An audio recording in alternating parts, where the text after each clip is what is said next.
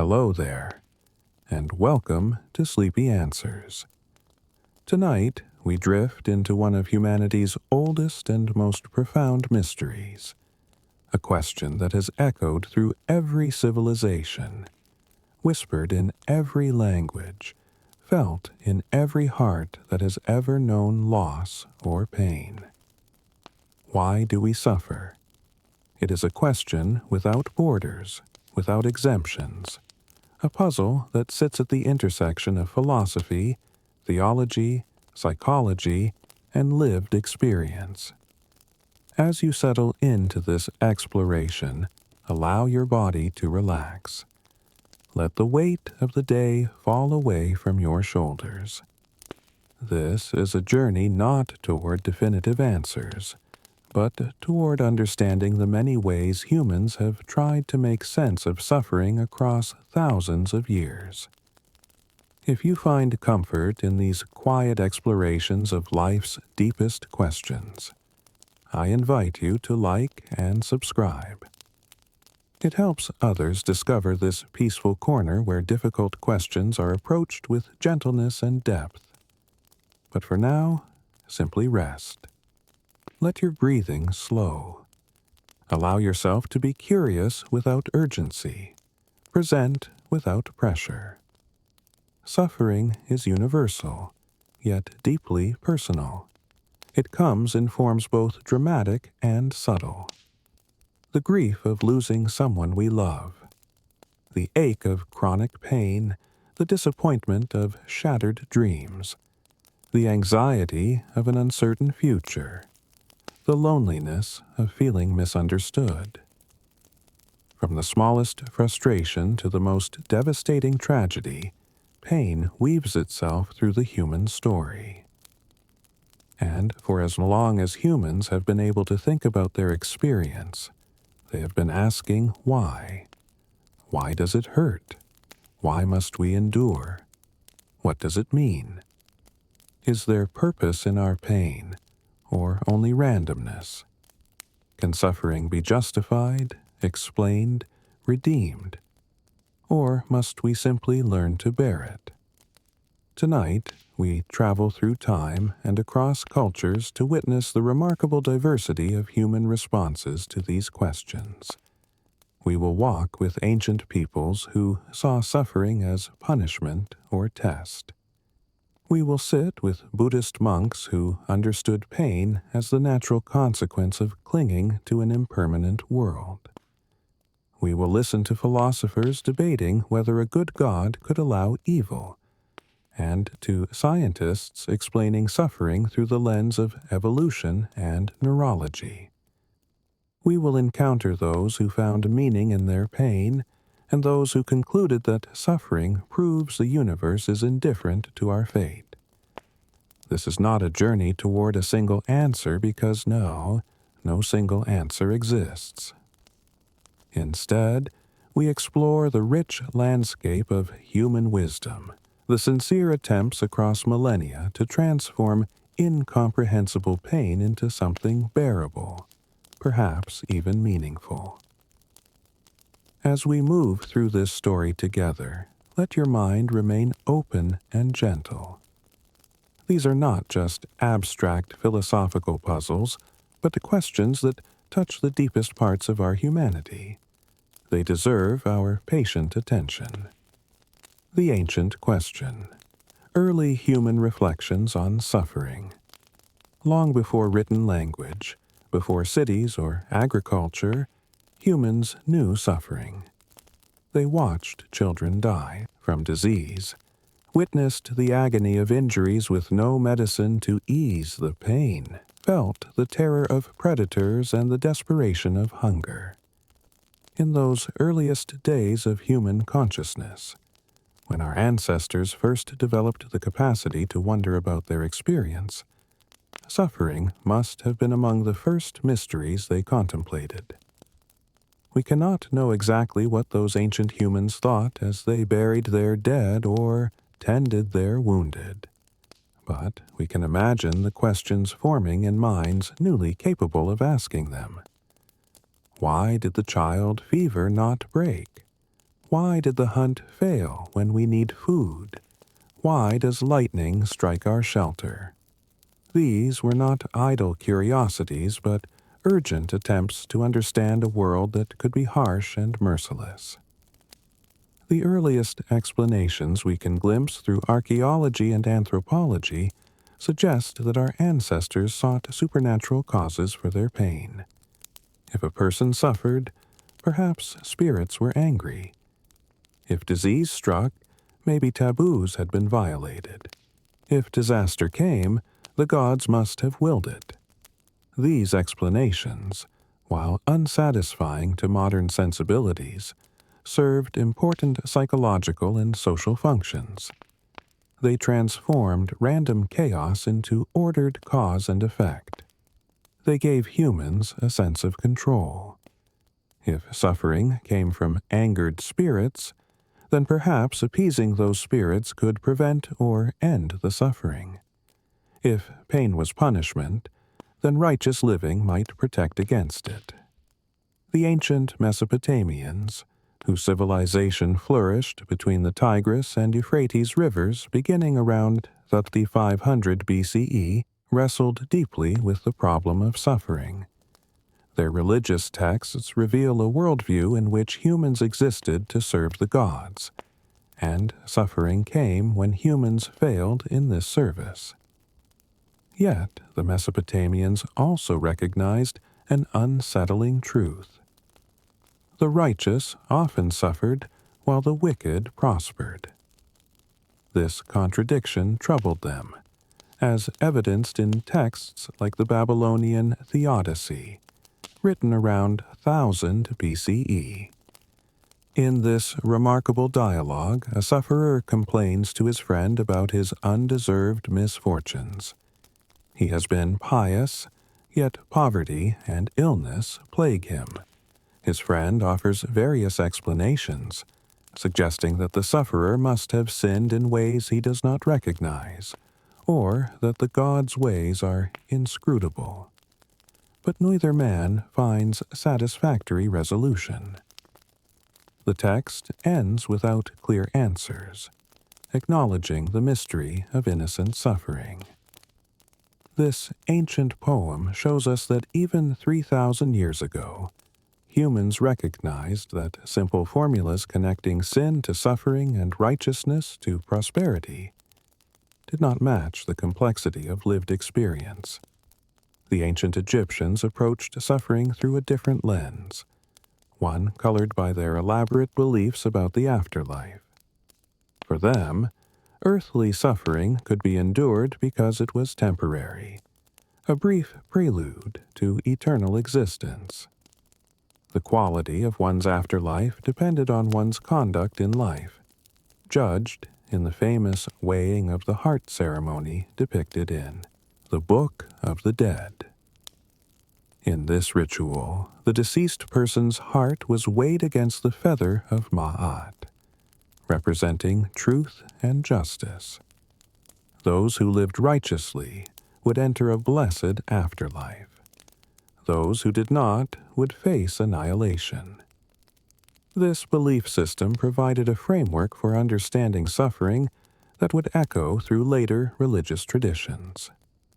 Present pain could be seen as preparation or test, less significant when viewed against the backdrop of eternity. The suffering of the innocent would be rectified in the afterlife, and the prosperity of the wicked would be revealed as temporary. This perspective did not explain why suffering existed, but it offered a way to endure it by placing it within a larger narrative of cosmic justice. In ancient Egypt, suffering was also understood as part of the natural order, the cycle of death and rebirth symbolized by the Nile's annual flooding. Just as the river brought both destructive floods and life-giving fertility, so too did human existence contain both pain and joy, death and renewal. This cyclical understanding of existence, where nothing remained static and all things transformed, would appear in various forms across many cultures. The ancient Greeks, whose philosophical traditions would profoundly shape Western thought, also grappled with suffering. In Homeric epics, suffering often came from the whims of gods who could be petty, jealous, or arbitrary. Heroes endured tremendous pain not necessarily because they deserved it, but because they found themselves caught in divine conflicts or because fate decreed it. Yet even in these early Greek stories, we see the beginnings of a different perspective. Suffering, particularly when born with courage and dignity, could reveal and forge character. The struggles of Odysseus made him wise. The trials of Heracles made him heroic. These ancient peoples, whether in Mesopotamia, Egypt, or Greece, shared a common challenge. They lived in a world they could not fully control, where suffering seemed random and overwhelming. Their explanations, whether involving angry gods, cosmic justice deferred to an afterlife, or the arbitrary movements of fate, were sincere attempts to make sense of experiences that otherwise seemed senseless. They were trying to answer questions that we still ask today, using the conceptual tools available to them. What unites these ancient perspectives is the recognition that suffering is not merely physical, but existential. It raises questions about meaning, justice, and the nature of existence itself. Our ancestors, looking up at the same stars we see, feeling the same capacity for pain and joy, began a conversation about suffering that has never ended. They passed their questions and their tentative answers down through generations, creating traditions of thought that would develop and transform over millennia. Eastern wisdom, Buddhism, and the nature of dukkha. In the 6th century BCE, in what is now Nepal, a prince named Siddhartha Gautama sat beneath a tree and confronted suffering in a way that would reshape how millions understood existence. The story of the Buddha's awakening begins with his recognition of a fundamental truth, one that most of us spend our lives trying to avoid. Life, in its very nature, involves suffering. The Buddha's journey toward this realization started when, as a young prince, he ventured outside his palace walls for the first time. Sheltered throughout his childhood from any sight of pain or hardship, he encountered in succession what are called the four sights: an old person, bent with age; a sick person, wasted by disease; a corpse, being carried to cremation; and finally, a wandering ascetic, someone who had renounced worldly life in search of spiritual truth. These encounters shattered Siddhartha's illusions about life. He saw that no one escapes aging, sickness, and death. Suffering was not an aberration, but an inherent feature of existence. Disturbed by this recognition, Siddhartha left his comfortable life to seek understanding. He studied with teachers, practiced extreme asceticism, and nearly starved himself to death. But these approaches did not bring the clarity he sought. Finally, sitting in meditation beneath what became known as the Bodhi tree, he achieved enlightenment. He understood not just that suffering exists, but why it exists and how it can be transcended. The Buddha's first teaching after his enlightenment, delivered to 5 ascetics in a deer park, laid out the 4 noble truths. These truths form the foundation of Buddhist philosophy and represent one of the most profound analyses of suffering ever articulated. The first noble truth is the truth of dukkha, a Pali word that captures something richer and more nuanced than the English word suffering can convey. Dukkha is often translated as suffering, but this translation misses important dimensions of the concept. The word derives from ancient terminology related to an axle that does not fit properly in a wheel, creating a bumpy, uncomfortable ride. Dukkha encompasses obvious physical and emotional pain, but it extends to a more pervasive sense of unsatisfactoriness that pervades all conditioned existence. It includes the pain of birth, old age, sickness, and death. It includes the sorrow of losing what we love and encountering what we hate. It includes the frustration of not getting what we want. But it goes deeper. Buddhism identifies 3 types of dukkha. The first, dukkha dukkha, is the suffering of suffering. This is the obvious pain we all recognize: physical discomfort, illness, grief, fear, anger. When you stub your toe or lose a loved one, you experience dukkha dukkha. It is suffering in its most apparent form. The second type, viparinama dukkha, is the suffering of change. This is subtler and more profound. Even pleasant experiences contain dukkha because they are impermanent. You enjoy a delicious meal, but the pleasure fades.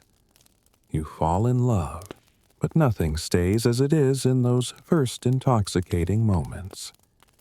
You achieve a goal, but the satisfaction eventually gives way to restlessness or the pursuit of new goals. This type of suffering arises from our resistance to impermanence, our desire for pleasant states to last forever, and our inability to accept that everything changes. The third type, sankhara dukkha, is the suffering inherent in conditioned existence itself. This is the most subtle and the most all-encompassing. It refers to the fundamental unsatisfactoriness of life in a world where nothing has permanent, independent existence. Everything is conditioned by everything else, arising and passing away in dependence on causes and conditions. Even when we are not experiencing obvious pain, even in moments of relative peace, there is an underlying instability, a sense that things are not quite complete, not quite satisfactory. This is sankhara dukkha, the pervasive disquiet of existence. The Buddha's second noble truth explains the origin of dukkha. Tanha, usually translated as craving or desire. Tanha takes 3 forms: craving for sensual pleasures, craving for existence or becoming, and craving for non-existence. We suffer because we crave what we do not have, cling to what we do have, and resist what is unpleasant. We build our entire lives around the pursuit of pleasant experiences and the avoidance of unpleasant ones, not recognizing that this very pursuit is what perpetuates our suffering. The problem is not that we have preferences or desires in themselves, but that we grasp at things as though they could provide lasting satisfaction, as though they were permanent and unchanging. We build our identity around our possessions, our relationships, our achievements, our beliefs.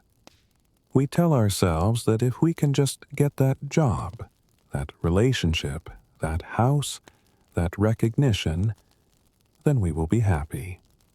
But even when we get what we want, the satisfaction is temporary. The wanting continues, like an itch that cannot be permanently scratched. This craving arises from ignorance, from not understanding the true nature of reality. We do not see that everything is impermanent, constantly changing. We do not see that there is no permanent, unchanging self. We construct a sense of I and mine, and then spend our lives defending this constructed self, pursuing what seems to enhance it, and fleeing from what seems to threaten it. This ignorance, this fundamental misunderstanding of the nature of existence lies at the root of our suffering. The third noble truth offers hope. The cessation of suffering is possible. Because suffering arises from causes, and those causes can be understood and addressed, suffering can end. Nirvana, the Buddhist concept of liberation, is not extinction or nothingness, but the cessation of craving and ignorance, the experience of reality as it actually is, free from the distortions of our grasping minds. It is described as perfect peace, freedom, and happiness, though these words fail to capture its true nature. The fourth noble truth lays out as the path to this liberation, the Noble Eightfold Path. This path includes right understanding, right intention, right speech, right action, right livelihood, right effort, right mindfulness, and right concentration. It is a comprehensive program of ethical conduct, mental discipline, and wisdom that gradually transforms one's relationship to experience, loosening the grip of craving and ignorance. Buddhism's approach to suffering is notably different from many other religious and philosophical traditions. It does not try to justify suffering by reference to divine will or cosmic justice. It does not promise that suffering will be compensated in an afterlife. Instead, it offers a diagnosis and a treatment. Suffering exists. Suffering has a cause. Suffering can end, and here is the way to end it. The emphasis is pragmatic, almost medical. The Buddha compared himself to a physician who diagnoses a disease, identifies its cause, declares that cure is possible, and prescribes the medicine. This Buddhist analysis deeply influenced Hindu thought as well, though Hinduism approached dukkha through its own framework. In Hindu philosophy, suffering arises from being trapped in samsara, the cycle of birth, death, and rebirth, driven by karma, the accumulated consequences of past actions. The goal is moksha, liberation from this cycle, achieved through knowledge of one's true nature as identical with Brahman, the ultimate reality. While the frameworks differ, both Buddhism and Hinduism see suffering as rooted in ignorance and liberation, as achievable through transforming consciousness. What makes the Buddhist analysis so powerful is its refusal to seek external causes for suffering. The Buddha did not blame gods or demons, fate, or original sin.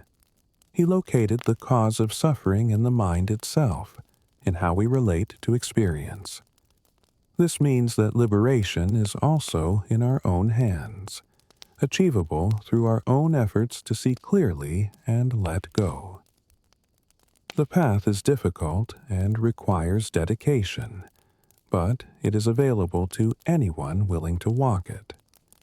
The Buddhist perspective offers neither cosmic meaning nor divine purpose for suffering.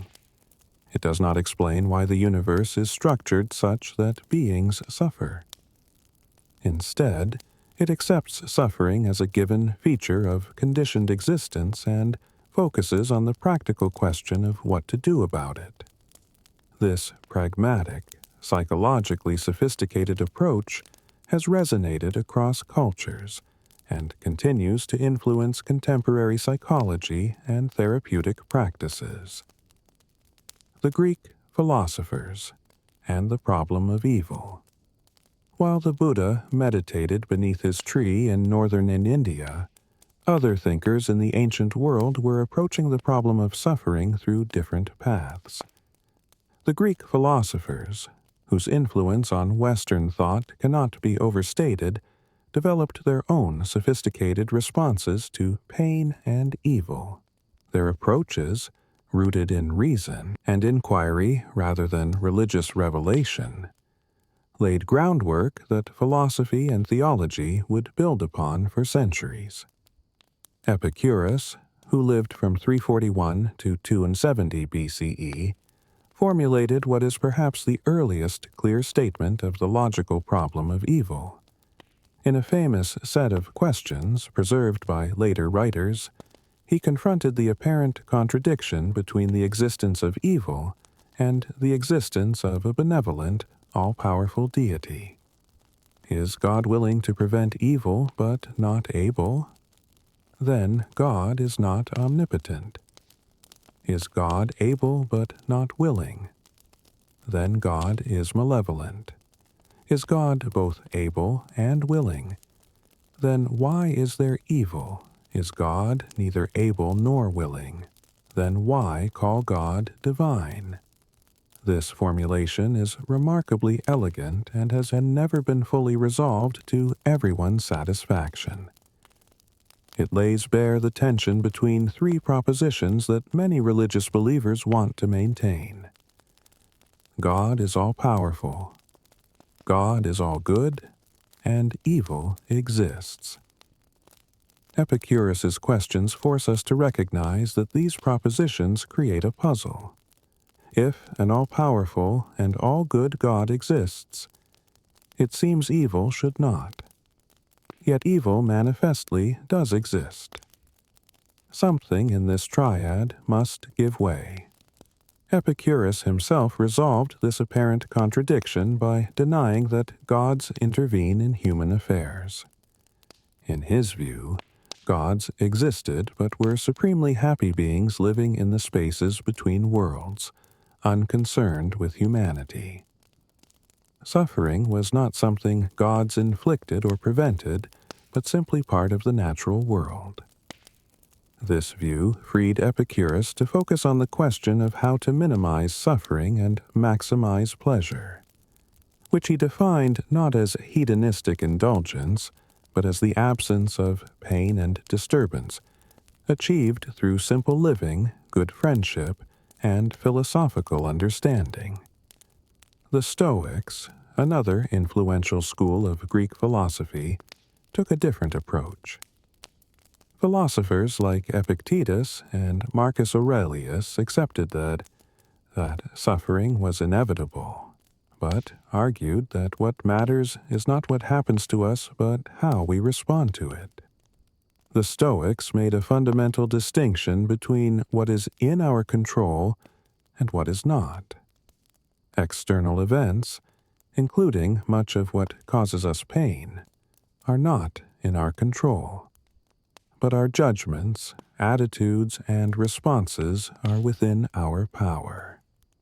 According to Stoic philosophy, suffering arises primarily not from external events themselves, but from our judgments about those events. You lose your job. The loss itself is neutral, neither good nor bad in itself. The suffering comes from your judgment that this loss is catastrophic, from your belief that you need that job to be happy or worthy. If you can change your judgment, seeing the loss as an opportunity, or simply as an indifferent event neither good nor bad, the suffering diminishes. This does not mean the Stoics were counseling indifference or repression of emotion. They distinguished between initial spontaneous reactions and considered judgments. You cannot control the immediate flash of grief when you lose someone you love. But you can work on your understanding of death as a natural and inevitable, your recognition that all things pass, your judgment that wisdom lies in accepting what cannot be changed. Through this philosophical practice, the Stoics believed one could achieve tranquility even amid life's difficulties. The Stoics also emphasized that we are part of a larger whole, a cosmos ordered by divine reason.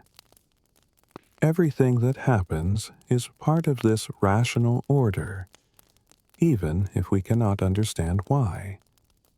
Our suffering, then, is part of the natural functioning of the universe. This does not mean it happens for our individual benefit, but it does mean it is not random or meaningless chaos. There is an order to existence, even if that order sometimes involves our pain. Plato and Aristotle, writing earlier than the Stoics, also addressed suffering, though less systematically. Plato saw the material world as an imperfect reflection of eternal, unchanging forms or ideas. Suffering arises because we live in this imperfect realm of change and decay, not in the perfect realm of forms.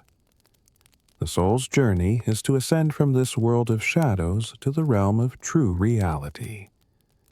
Suffering can be a spur to this philosophical ascent, prompting us to seek the unchanging good beyond the transient pleasures and pains of the material world. Aristotle focused more on suffering's role in human development. In his analysis of tragedy, he argued that watching tragic suffering portrayed on stage produces catharsis, a purging of emotions that is somehow beneficial.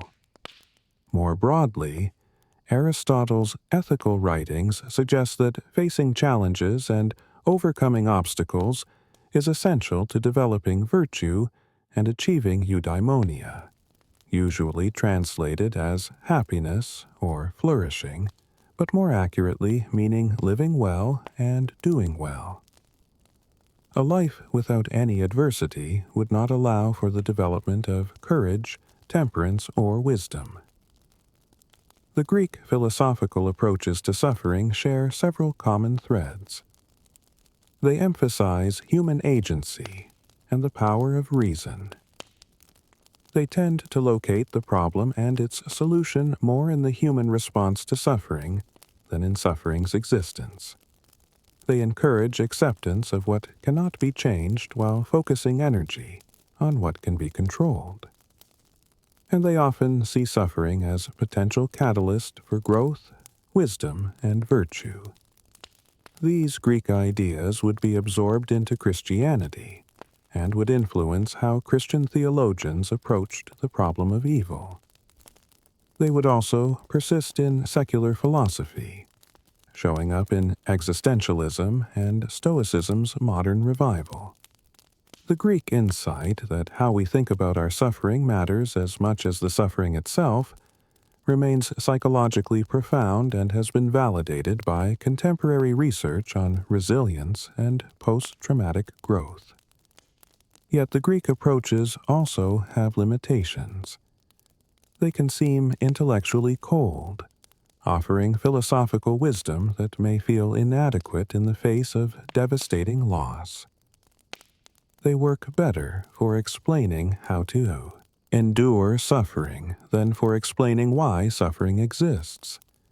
And they risk becoming a form of blaming the victim, suggesting that those who suffer do so because they have not achieved the right philosophical attitude.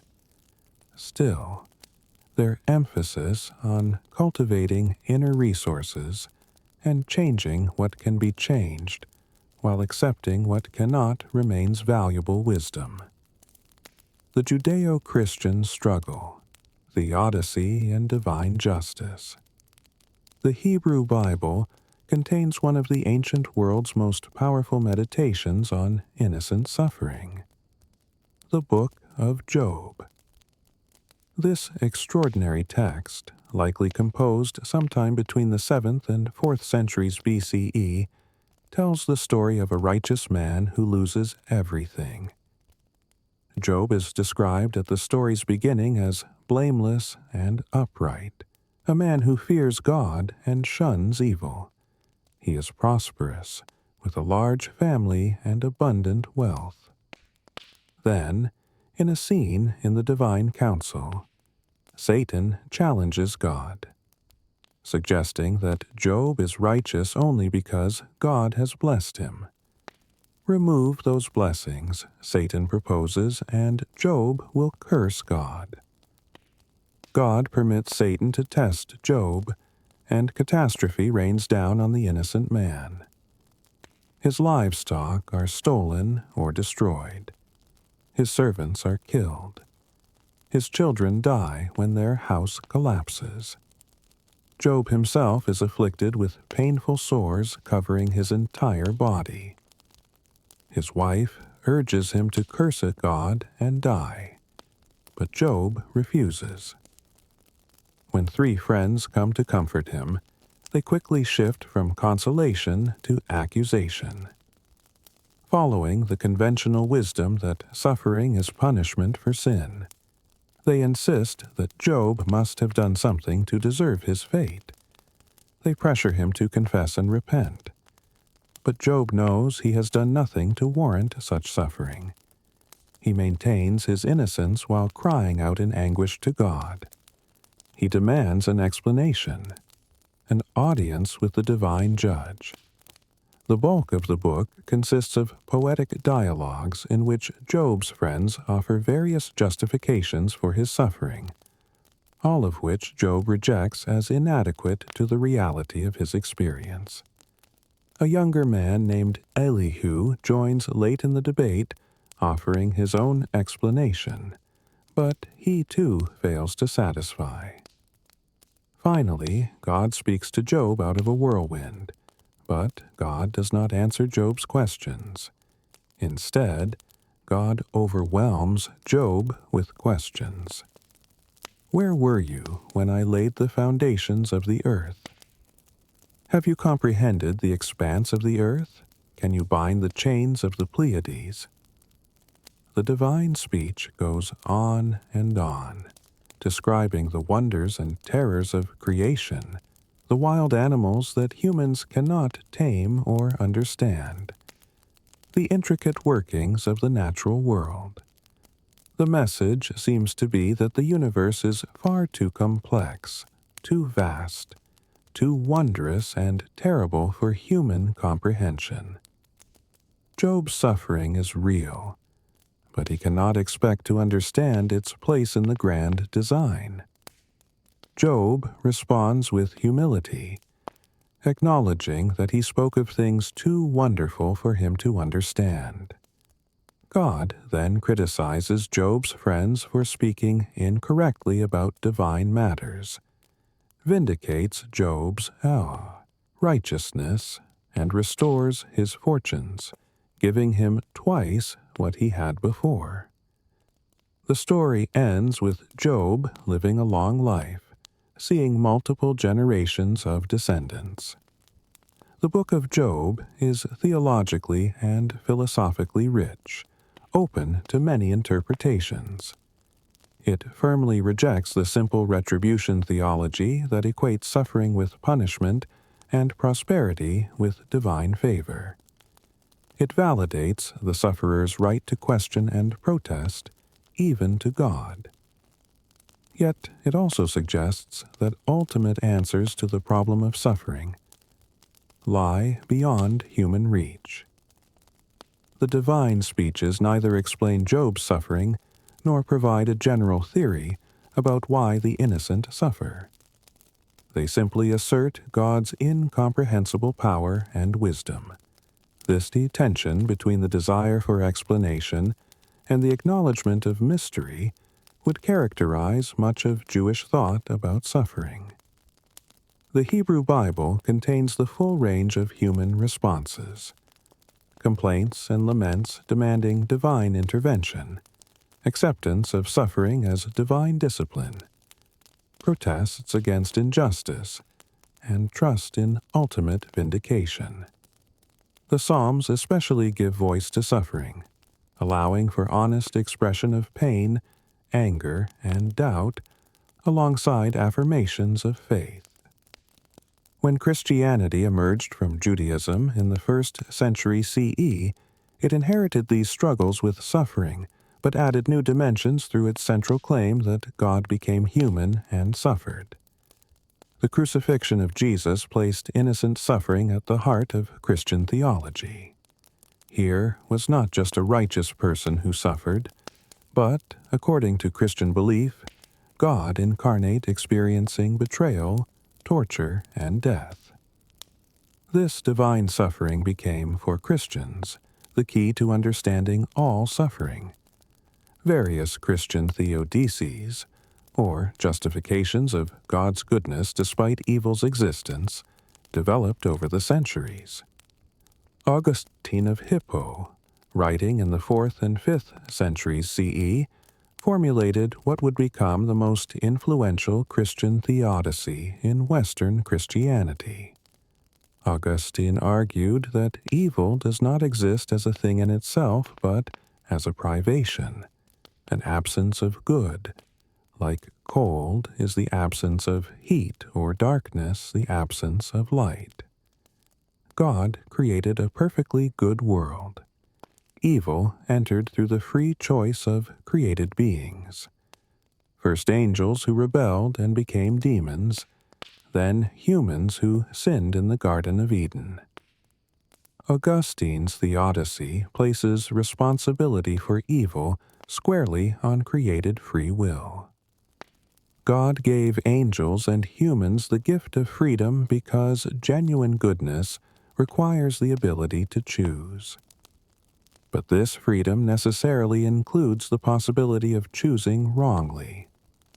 When humans fell into sin in Eden, the entire created order was corrupted. Death, disease, natural disasters, human cruelty, all the forms of suffering we experience are consequences of that original sin. Humans inherited a corrupted nature prone to sin, and the world itself became subject to decay and disaster. This theodicy accomplishes several things. It preserves God's goodness by locating evil's origin in creature choice rather than divine will. It explains why everyone suffers, even those who seem personally innocent, by connecting suffering to humanity's collective fall. It provides a narrative in which suffering will ultimately be overcome through Christ's redemption.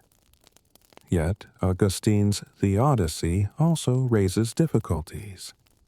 It requires belief in a historical fall, which conflicts with evolutionary biology's understanding of human origins. It can seem to make God responsible for creating beings whose fall God knew would occur. And it struggles to explain suffering that seems disproportionate or unconnected to any particular sin. Another early Christian thinker, Irenaeus of Lyon, proposed a different approach in the 2nd century CE. Rather than seeing humans as created perfect and then fallen, Irenaeus viewed humans as created immature and needing to develop toward the image of God. In this view, the world's challenges, including suffering, serve as a sort of school or soul-making environment. Humans grow morally and spiritually by facing difficulties, making choices, and learning from consequences. Suffering is not punishment for sin, but opportunity for development. This Irenaean approach was revived and developed in the 20th century by philosopher John Hick, who articulated what he called a soul-making theodicy. Hick argued that a world without challenges, pain, or difficult choices would be one in which humans could not develop genuine virtue. Courage requires danger. Compassion requires the existence of suffering to respond to. Perseverance requires obstacles. God created this kind of world, with all its pains and evils, because it is better suited to developing mature, morally sophisticated persons than would be a paradise where everything is easy and pleasant. The soul-making theodicy resonates with the Greek philosophical idea that adversity builds character. It makes suffering potentially meaningful by giving it a purpose in personal and spiritual development. However, it faces serious challenges. Some suffering seems to destroy rather than develop people. Young children who die of disease have no opportunity for soul-making. The horrors of genocide and torture seem far beyond what could be justified by character development. And this theodicy risks seeming to minimize the reality of horrific suffering by too quickly assigning it a higher purpose. Christian theology also developed the idea of redemptive suffering, particularly emphasized in Catholic tradition. In this view, suffering can be united with Christ's suffering on the cross, and thus participates in the redemption of the world.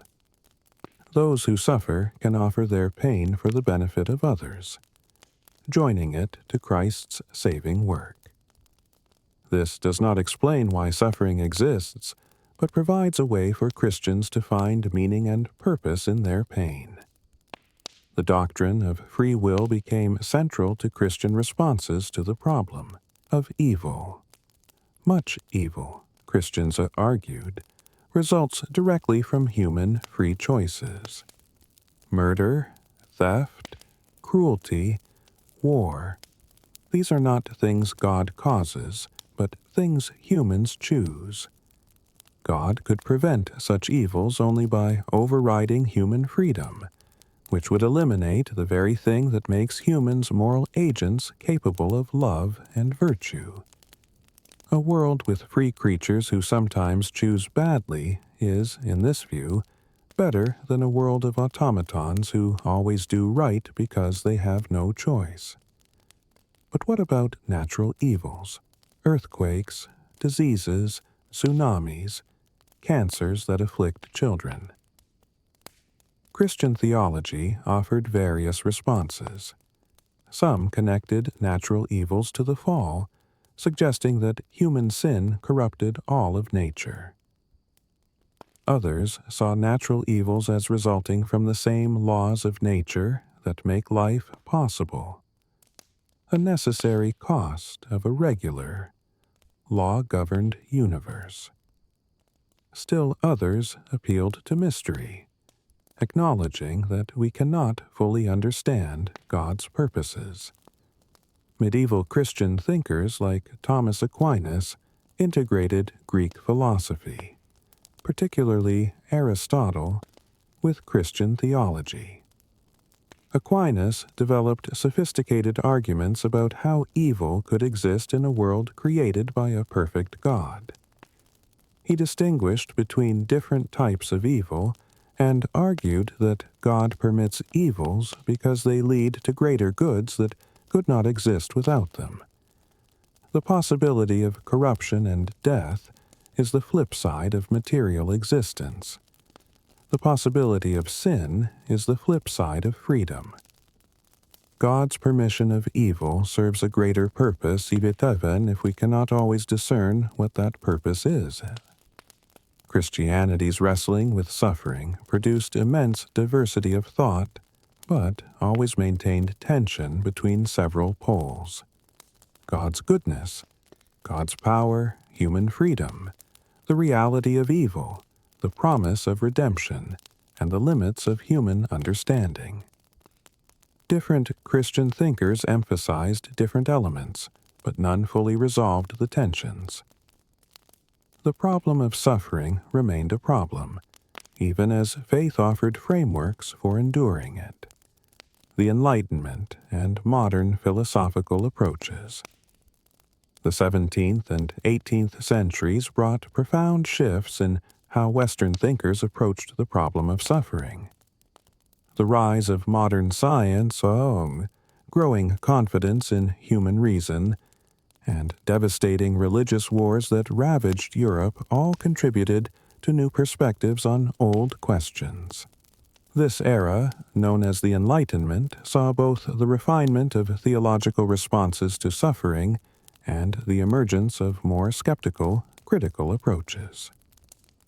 The German philosopher and mathematician Gottfried Wilhelm Leibniz, writing in the early 18th century, coined the term theodicy in his 1710 work Theodicee. Leibniz's project was ambitious, to demonstrate through rational argument that this world, despite all its evils and suffering, is the best of all possible worlds. God, being perfectly good and perfectly powerful, could have created any possible world. The fact that God chose to create this particular world means it must be optimal in some sense, even if we cannot always see why. Leibniz distinguished between different types of evil. Metaphysical evil is the necessary imperfection of any created thing compared to God. Physical evil is the suffering that results from the natural functioning of the world. Moral evil is sin, the wrong choices of free creatures. Leibniz argued that each type of evil in our world contributes to the overall perfection of the whole in ways we cannot fully comprehend. The particular evils we observe are outweighed by goods that depend on them or by worse evils they prevent. This optimistic philosophy became famous and infamous. It provided comfort to some, suggesting that even unexplained suffering serves divine purposes. But it struck others as absurdly disconnected from reality, seeming to minimize real horrors by subsuming them into abstract calculations about optimal worlds. The great earthquake that destroyed Lisbon in 1755, killing tens of thousands on a Sunday morning as people attended church, deeply challenged Leibnizian optimism. How could such indiscriminate catastrophe be part of the best possible world? The French writer Voltaire responded with biting satire in his novella Candide, published in 1759. The story follows the naive young Candide, whose tutor Dr. Pangloss repeats endlessly that this is the best of all possible worlds, even as Candide witnesses and experiences a cascade of disasters, cruelties, and sufferings. Voltaire's point was clear. Whatever abstract philosophical arguments might say, the actual world contains such abundant and arbitrary suffering that calling it the best possible seems obscene. Voltaire did not offer an alternative theodicy, but used ridicule to suggest that perhaps no theodicy succeeds. The Scottish philosopher David Hume, writing around the same time, developed powerful philosophical arguments against traditional theodicies. In his dialogues concerning natural religion, published posthumously in 1709, Hume examined the problem of evil through conversations between characters representing different positions. One character, Philo, articulates devastating objections to the claim that we can infer a perfectly good and powerful God from the world we observe. Hume's Philo argues that if we knew nothing about God, except what we could infer from examining the world, the mixture of the good and evil, happiness and misery, would not lead us to conclude that an omnipotent and omnibenevolent being created it. The world looks more like it might be the work of an infant deity experimenting, or a senile deity whose powers are failing, or the bungled collaboration of multiple limited deities. The argument from design, popular in Hume's time, claimed that the world's order and complexity proved a divine designer. But Hume pointed out that the world's disorder, suffering, and waste might equally prove a designer's limitations or indifference. Hume was not offering positive arguments for atheism, but rather undermining the arguments that claimed to prove God's existence from the world's nature. If the existence of order does not prove a good God, because the existence of disorder counts against it, then examining the world cannot settle theological questions. This left the problem of evil not as proof against God's existence, but as a serious challenge to claims about divine benevolence and power. Immanuel Kant, perhaps the most influential philosopher of the Enlightenment, approached suffering through his moral philosophy. Kant argued that morality is grounded in reason and human dignity rather than divine command. What makes actions right or wrong is whether they treat persons as ends in themselves, never merely as means. Suffering becomes a moral problem, not because it contradicts God's purposes, but because it violates the dignity and worth of persons who suffer. Kant acknowledged that we cannot resolve the problem of evil through pure reason. We cannot prove that a good God exists or that suffering serves a higher purpose. However, Kant argued that morality requires us to act as though justice will ultimately prevail. We must pursue the good and oppose evil, even if we cannot be certain that moral effort will be rewarded. This stance shifted the focus from explaining suffering to responding to it, from theodicy to ethics. The Enlightenment also saw developments in understanding suffering's natural causes. As science advanced, it became clear that many forms of suffering result from natural processes. Diseases from pathogens, pain from damage to neural tissue, natural disasters from geological and meteorological events.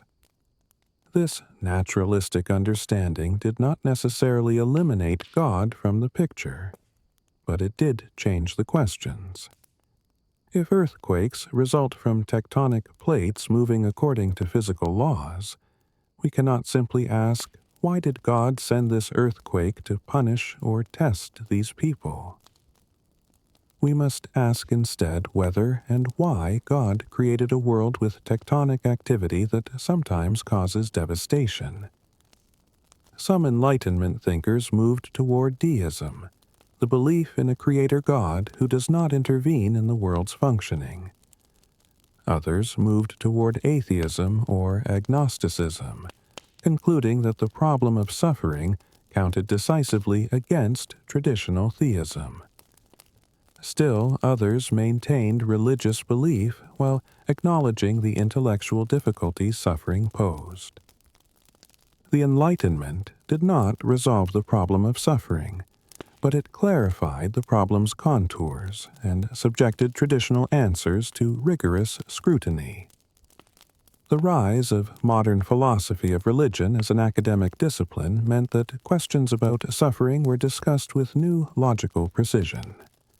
Philosophers distinguished between the logical problem of evil, which claims that evil's existence is logically incompatible with God's existence, and the evidential problem of evil, which claims that evil's existence makes God's existence improbable, even if not logically impossible. This distinction proved important for future debates, contemporary wrestling, modern theodicies and defenses. The 20th and 21st centuries have seen continued intense philosophical and theological engagement with suffering. 2 world wars, genocides, nuclear weapons, continuing natural disasters, and increased awareness of animal suffering have kept the problem of evil urgent and personal. At the same time, developments in philosophy, theology, and science have produced new approaches and refinements of old ones. One influential 20th century development was process theology, associated with philosophers Alfred North Whitehead and Charles Hartshorne. Process theology reconceives God not as an unchanging, all-powerful being who exists outside of time, but as a dynamic presence who experiences and responds to the world's changes. In this view, God is not omnipotent in the traditional sense. God cannot unilaterally determine what happens, but instead influences events while also being influenced by them. Process theology suggests that God experiences the world's suffering and works within natural constraints to reduce evil and increase good. Suffering exists not because God permits it despite being able to prevent it, but because God operates within the limitations of a creative, evolutionary universe where freedom and chance play real roles. This approach preserves God's goodness while acknowledging genuine divine limitations. Critics argue that such a limited God may not be worthy of worship or trust, but defenders find this God more believable and morally appealing than a God who could prevent all suffering but chooses not to. Alvin Plantinga, a Christian philosopher, developed what is widely considered the most successful defense against the logical problem of evil. Plantinga's free will defense argues that a world containing free creatures who sometimes choose evil can be more valuable than a world containing no free creatures or only creatures predestined to choose good. Importantly, Plantinga points out that even an omnipotent God cannot do the logically impossible. God cannot create free creatures and also guarantee they will never choose wrongly, because guaranteeing their choices would eliminate their freedom. Plantinga further argues that it is possible that all possible worlds containing free creatures and significant good also contain significant evil. If this is possible, then God is not blameworthy for creating a world with evil, provided the good outweighs the evil. Plantinga is not claiming to know this is actually the case, only that it is logically possible. This suffices to rebut the logical problem of evil, which claims that God's existence and evil's existence are logically incompatible. Most philosophers acknowledge that Plantinga's defense successfully shows that God and evil are logically compatible. However, this does not address the evidential problem, hypothesis, claim that evil's quantity and distribution make God's existence improbable. Here, the free will defense seems less adequate. While some evil results from human choices, much suffering appears unconnected to anyone's freedom. And even human-caused evil often seems excessive, beyond what free will would seem to require or justify. John Hick's soul-making theodicy, mentioned earlier, was developed more fully in the 20th century. Hick argued that God's purpose in creating humans was not to place them in a finished paradise, but to enable them to grow from human animals into children of a God, through moral and spiritual development. This requires a challenging environment where real choices matter and where virtues like courage, compassion, and patience can be developed through adversity. Hick acknowledged that this theodicy faces difficulties with extreme suffering and with those who never have opportunity for development. He suggested that human existence might continue beyond physical death, allowing soul-making to continue. He also argued that we must judge the world's value not only by its present state, but by its ultimate outcome. If God's purpose is ultimately fulfilled and all persons eventually achieve the state for which they were created, then present sufferings, while real and terrible, might be justified by that future good. Critics of soul-making theodicy raise several objections.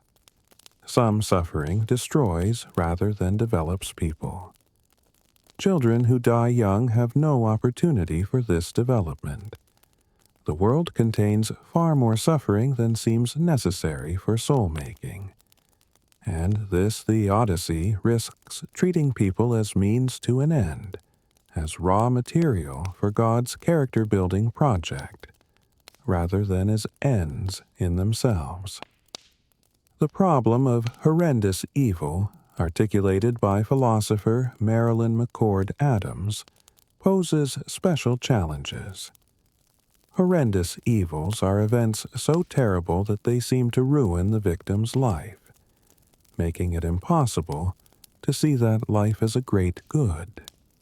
Genocide, torture, sexual abuse of children, these and similar evils seem to overwhelm any appeal to soul-making or greater goods. Adams argued that theodicies must address these worst cases, not just ordinary suffering.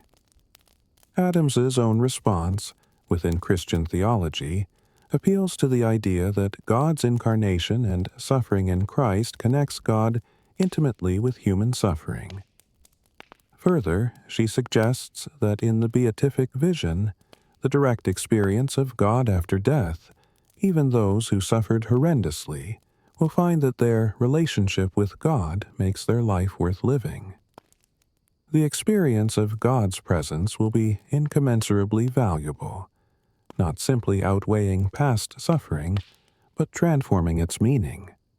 Skeptical theism, developed by philosophers like William Alston and Stephen Wickstra, takes a different approach.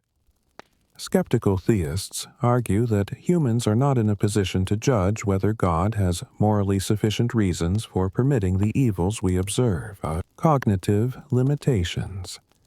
Our inability to see the full consequences of events, and our limited perspective in time and space mean we cannot confidently say that any particular evil is gratuitous, serving no purpose. The skeptical theist does not claim to know God's reasons for permitting evils, but argues that our ignorance of those reasons does not give us grounds to think they do not exist. This parallels the parent-child relationship. Young children cannot understand why parents allow them to experience the pain of vaccinations or of learning difficult skills. Similarly, perhaps humans cannot grasp the reasons an infinitely wise God might have. Critics respond that skeptical theism, if taken seriously, would undermine moral reasoning generally. If we cannot judge that apparent instances of gratuitous evil really are gratuitous, on what basis can we make any moral judgments? Moreover, skeptical theism seems to abandon the project of theodicy altogether, retreating to mystery rather than providing understanding. The debate between defenders of theism and critics continues with undiminished energy. New arguments and refinements appear regularly. The logical problem of evil is generally considered solved by Plantinga's defense, in the sense that few philosophers still claim evil and God are logically incompatible. But the evidential problem remains vigorously debated. The sheer quantity of suffering, its distribution, the existence of animal suffering throughout evolutionary history, the hiddenness of God, the specific nature of horrendous evils. These features of our world continue to strike many philosophers as strong evidence against traditional theism. Beyond religion, secular and existential perspectives. Not all responses to suffering are religious or theistic. The 20th century saw robust secular philosophical engagement with pain and meaning, much of it clustered under the label of existentialism. These thinkers confronted suffering without appeal to God or cosmic justice, asking how humans should respond to a universe that appears indifferent to their pain. Albert Camus, writing in the aftermath of the World War II, offered one of the most memorable images of the absurd, the myth of Sisyphus. In Greek mythology, Sisyphus was condemned to roll a boulder up a mountain, only to have it roll back down each time he neared the top, forcing him to begin again. This endless, meaningless task became, for Camus, a metaphor for human existence. We struggle and suffer, we build and achieve, only to have death erase it all. We seek meaning in a universe that offers none. Yet Camus did not counsel despair. Instead, he argued that we must imagine Sisyphus happy. By accepting the absurdity of his task and continuing to roll the boulder without illusions, Sisyphus achieves a kind of authentic freedom. The struggle itself gives meaning to his existence. Similarly, humans can embrace their fate, living fully and passionately despite knowing that suffering is inevitable and ultimate meaning elusive. This requires rebellion against the absurd, refusal to surrender to despair, and creation of one's own meaning. Jean-Paul Sartre, another existentialist, emphasized human freedom and responsibility. For Sartre, existence precedes essence. We are not created for a purpose or born with a predetermined nature. Instead, we create ourselves through our choices. This radical freedom is both exhilarating and terrifying. We cannot blame God, nature, or fate for our suffering or our failings. We are condemned to be free, responsible for what we make of ourselves. Suffering, in Sartre's view, is part of the human condition but does not determine our response. We can choose to act authentically, acknowledging our freedom and taking responsibility. Or we can live in bad faith, pretending we have no choice, that others or circumstances determine who we are. Authenticity requires facing the anxiety that comes with freedom, including the reality that we will suffer and die, without retreating into comfortable illusions. Friedrich Nietzsche, writing earlier but deeply influential on existentialism, proclaimed that God is dead and that we must revalue all values. Nietzsche rejected Christianity's view of suffering as something to be avoided or endured for the sake of future reward. Instead, he argued that suffering is essential to growth and that the highest human types embrace difficulty rather than fleeing from it. His concept of the Übermensch, often translated as overman or superman, describes someone who creates their own values, who says yes to life in all its pain and chaos. Nietzsche's famous thought experiment of eternal recurrence asks, if you had to live your exact life over and over infinitely, with all its sufferings and joys, would you curse this fate or embrace it? Those who could joyfully embrace eternal recurrence, who would not change a single thing about their life even knowing they would experience it infinitely, are those who have achieved the highest affirmation of existence. Suffering becomes not a problem to solve, but an integral part of a life worth living. From an evolutionary perspective, suffering makes sense not as punishment or test, but as a survival mechanism. Pain is information. It tells us that something is wrong, that we are injured or threatened, prompting us to protect ourselves and heal. Fear motivates us to avoid danger. Grief bonds social groups together. Even anxiety about future problems helps us plan and prepare. Suffering evolved because it increased reproductive success. This explanation demystifies suffering, but does not make it more bearable. Understanding why pain exists does not eliminate it or make it meaningful in a personal sense. It explains suffering's origins, but not how we should respond to it. Still, recognizing suffering's biological basis can help. It reminds us that our pain is not punishment or evidence of cosmic injustice, but a natural feature of living organisms. Psychological research has deepened our understanding of how people cope with suffering. Some people exhibit remarkable resilience, bouncing back from trauma and loss. Others experience lasting damage. Factors that promote resilience include strong social connections, sense of meaning and purpose, cognitive flexibility, and the ability to regulate emotions. This research suggests that while we cannot always prevent suffering, we can develop capacities that help us endure and recover from it. Positive psychology, a movement within psychology focused on well-being and flourishing rather than only on pathology, has studied how people find meaning in suffering.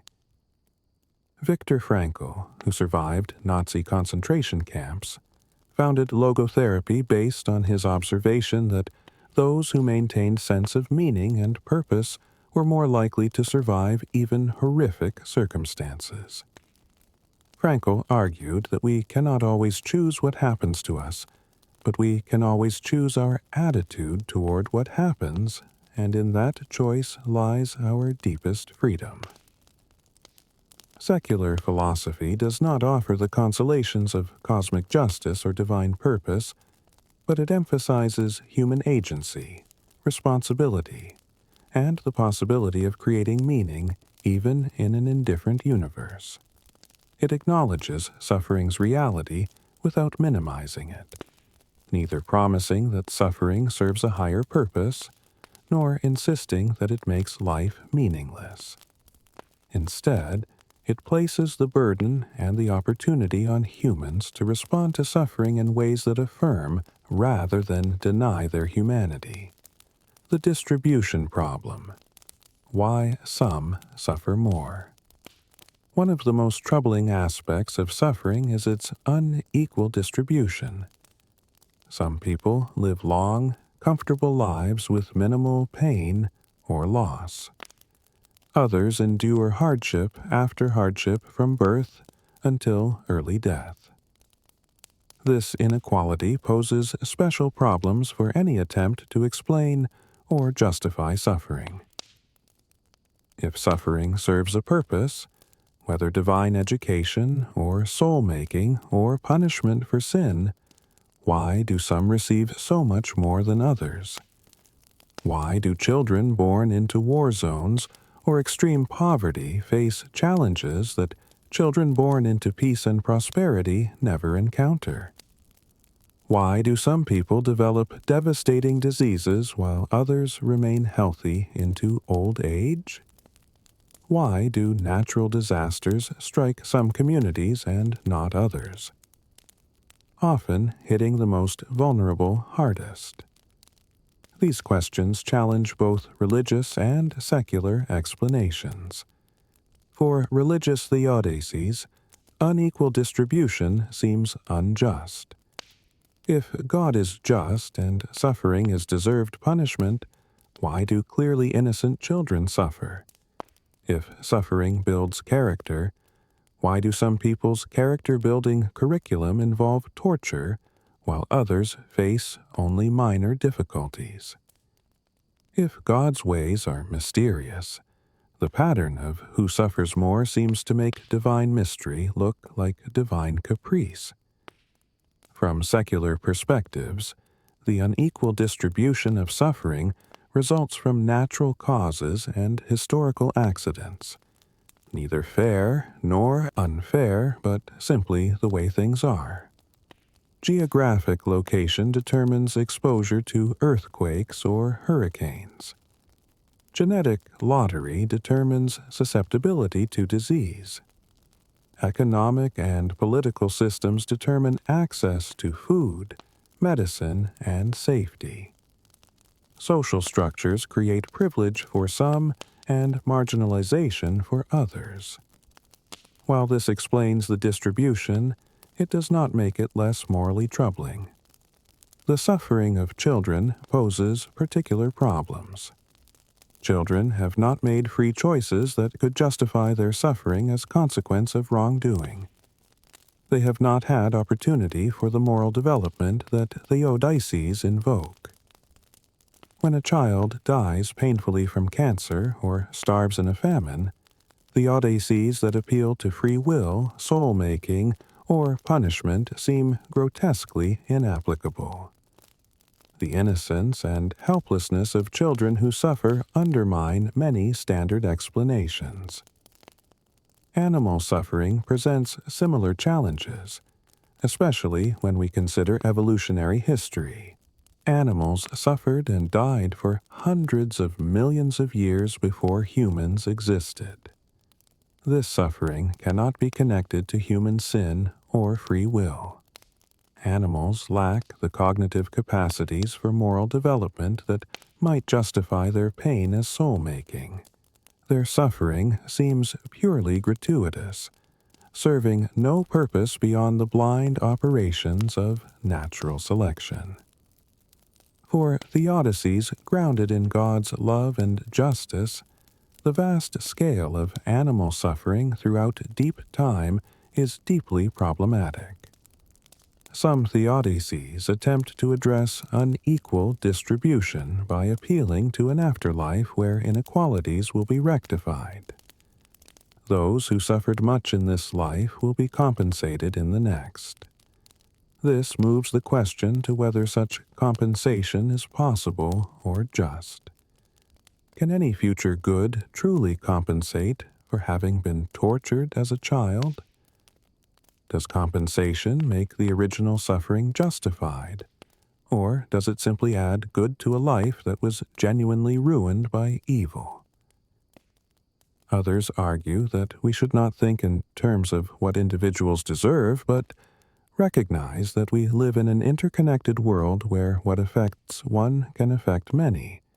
Suffering is not individually tailored, but results from being a part of natural and social systems. This explains distribution, but does not make it seem more just. And it conflicts with religious claims about God's personal care for each individual. The randomness of suffering's distribution, with no apparent connection to moral desert, supports naturalistic explanations. If suffering is not meaningful, but simply the result of natural causes and chance, its random distribution is exactly what we would expect. But for those seeking meaning in suffering, or trying to reconcile it with divine justice, this randomness is deeply troubling. Some philosophers have suggested that the unequal distribution of suffering itself might be evidence against God's existence or goodness. If God exists and is good, we might expect suffering to be distributed more justly, more in accordance with what people deserve or what would benefit them. The actual distribution looks more like what we would expect in a godless universe governed by natural law and chance. The distribution problem reveals that explaining suffering in general is not enough. The Odysseys must also explain why this person suffers this much at this time while that person does not. They must account for the specific contours of suffering in our world, not just suffering's existence in the abstract.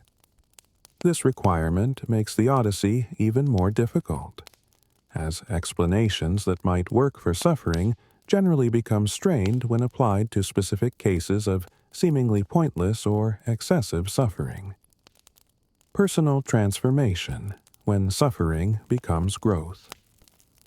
Despite the philosophical difficulties suffering poses, many people report that their most painful experiences became sources of growth transformation, and meaning. This is not universal, and we must be careful not to minimize the reality of suffering that destroys rather than builds. But the phenomenon of growth through adversity is real and has been increasingly studied by psychologists. Post-traumatic growth is a term psychologists use to describe positive psychological change that can occur as a result of struggling with highly challenging life circumstances. People who experience trauma sometimes report feeling stronger, having deeper relationships, greater appreciation for life, new possibilities they would not have discovered otherwise, or spiritual or existential development. This is not the same as resilience, which is bouncing back to where you were before. Post-traumatic growth means becoming different, and in some ways better than before the trauma. Research suggests that post-traumatic growth happens not because of the trauma itself, but through the person's struggle to make sense of what happened and rebuild their life. The trauma shatters previous assumptions about the world and oneself. In the difficult work of picking up the pieces and creating a new understanding, some people develop greater wisdom, empathy, strength, and appreciation for what matters most. Not everyone experiences this growth, and those who do still wish the trauma had not happened. But their reports suggest that suffering can sometimes catalyze profound positive change. This phenomenon resonates with many religious and philosophical traditions that see suffering as potentially transformative.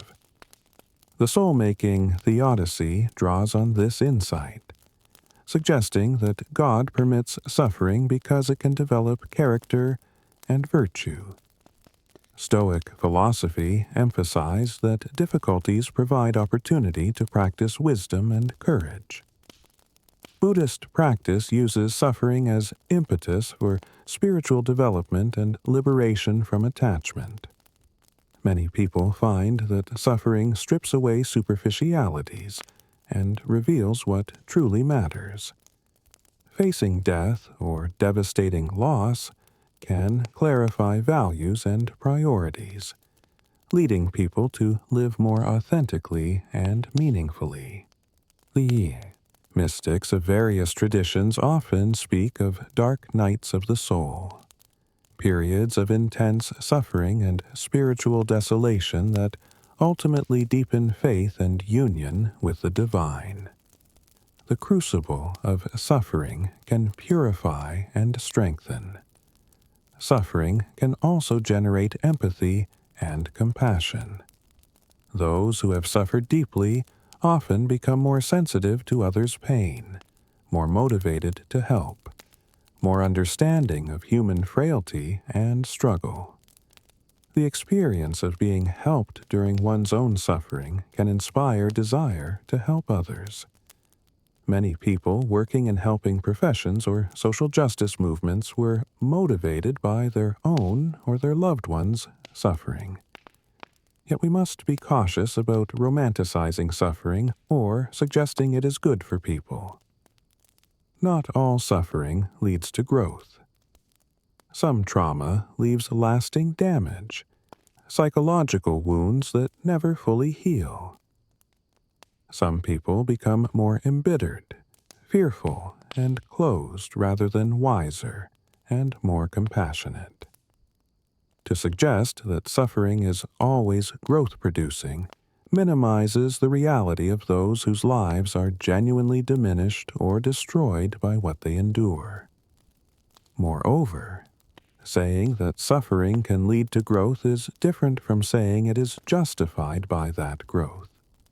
Even if someone becomes a better person through suffering, it does not follow that it was good that they suffered. We can acknowledge that growth sometimes emerges from suffering without concluding that suffering is therefore desirable, or that God is justified in permitting it for the sake of that growth. The danger of emphasizing suffering's potential for growth is that it can lead to blaming victims who do not grow or who remain damaged by their experiences. It can lead to minimizing ongoing suffering by focusing prematurely on supposed lessons or silver linings. It can make those who suffer feel pressure to find meaning or extract value from their pain when they simply want the pain to end. Still, the reality that suffering sometimes becomes a catalyst for transformation is important.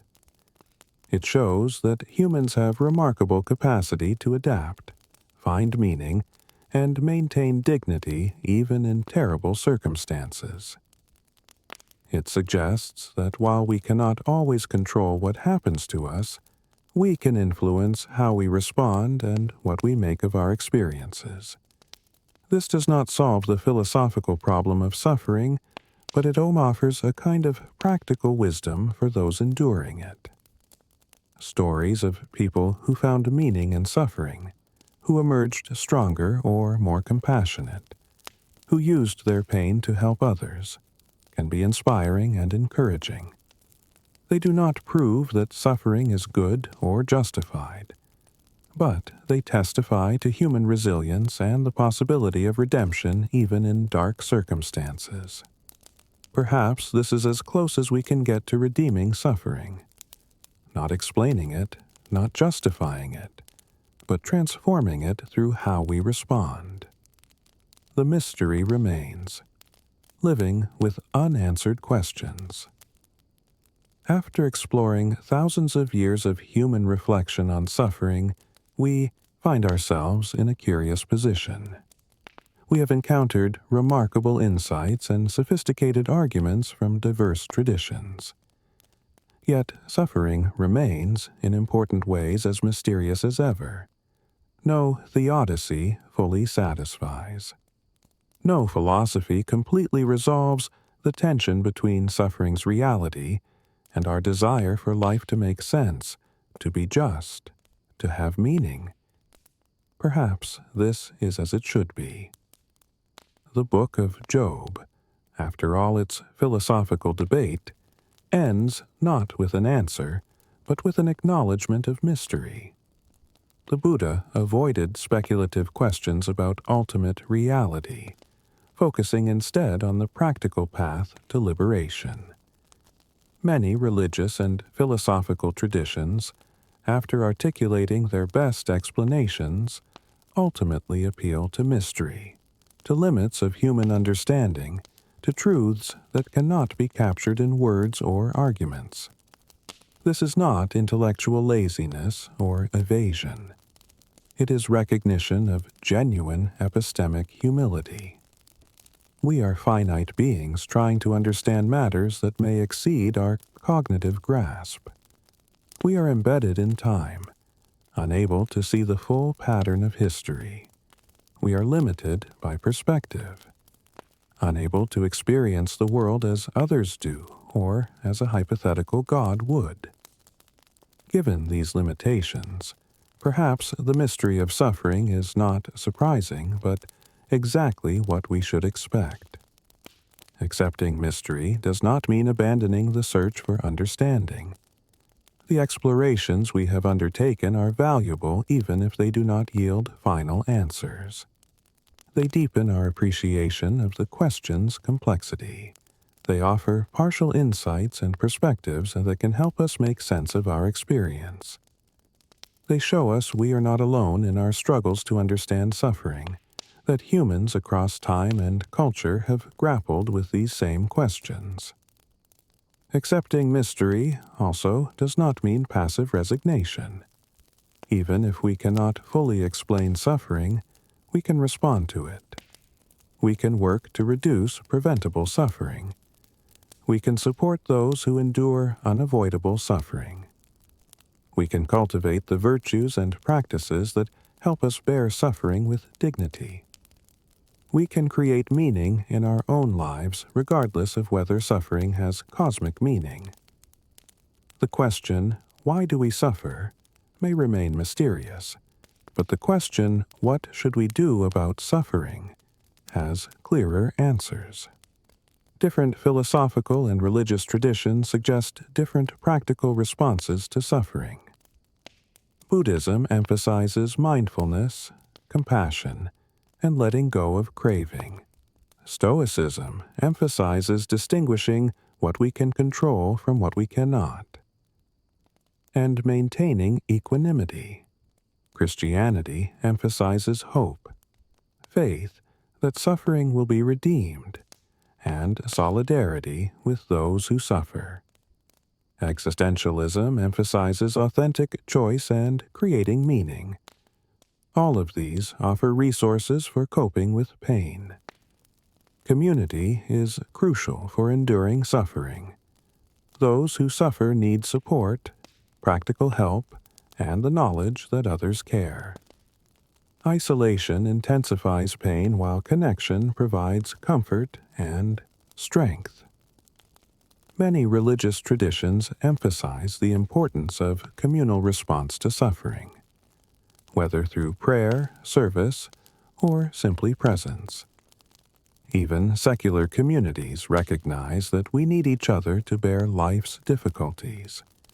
Hope, too, plays an important role even amid unanswered questions. Hope does not require certainty about why we suffer or confidence that suffering will be explained.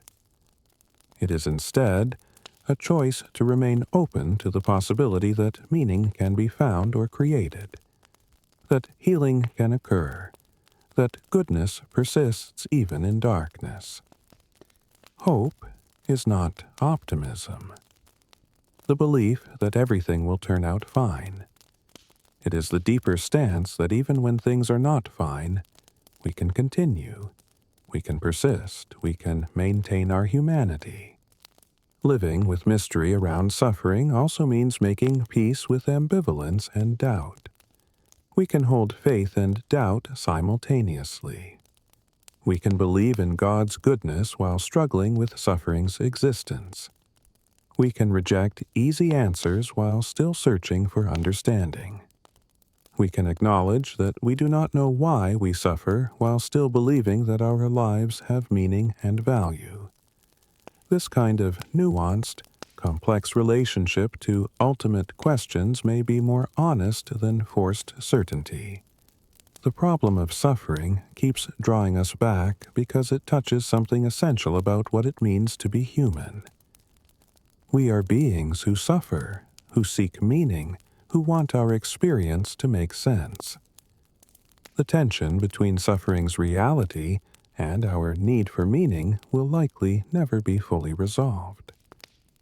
But in the struggle to understand, in the compassionate response to others' pain, in the determination to live meaningfully despite suffering, we perhaps come as close as possible to something like an answer.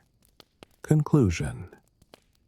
As we reach the end of this long, contemplative journey through suffering's landscape, let us pause and reflect on where we have been. We started with our ancestors around fires, trying to understand pain for the first time. We walked with the Buddha beneath the Bodhi tree, recognizing suffering's universality. We listened to Greek philosophers arguing about evil and virtue. We struggled with Job, demanding answers from the whirlwind. We followed Christian theologians developing intricate theodicies. We witnessed Enlightenment skeptics challenging those theodicies.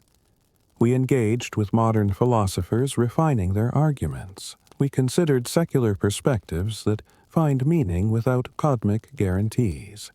We acknowledged suffering's cruel randomness and sometimes its transformative power, and we arrived, finally, at mystery.